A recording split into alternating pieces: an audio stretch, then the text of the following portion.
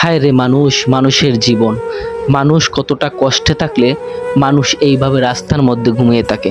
ওনার ভারী ঘর নাই, টাকা পয়সা নাই, যার কারণে উনি ক্লান্ত হয়ে রাস্তার মধ্যে ঘুমিয়ে আছে। আমি আশেপাশে দুই একজনের কাছ থেকে শুনলাম উনি কিন্তু ভালো মানুষ, উনি ভিক্ষা করে। ওনার যখন ঘুমে ধরে তাহলে রাত দিন যখন ইচ্ছা তখনই যেখানে যায় সেখানেই রাস্তার মধ্যে ঘুমিয়ে পড়ে। আমাদের দেখুন একবার চিন্তা করে, অনেক টাকা পয়সা থাকে, ধন সম্পদ থাকে, সব কিছুই থাকে, তারপরে আমরা কিন্তু শান্তিতে রাত্রিবেলা ঘুমাতে পারি না। একবার যদি কারেন্ট চলে যায় তাহলে কিন্তু আমরা ঘুমাতে পারি না। কিন্তু উনি রাস্তার মধ্যে কত কষ্ট করে ঘুমিয়ে আছে, মনে হচ্ছে যে কোনো টেনশন নাই। আর আমাদের সব কিছু থেকেও অনেক টেনশনের কারণে আমরা ঘুমাতে পারি না, খেতে পারি না, কত সমস্যা থাকে আমাদের কি একবারও মনে হয় না যে ওনাদের থেকে আমরা অনেক ভালো আছি?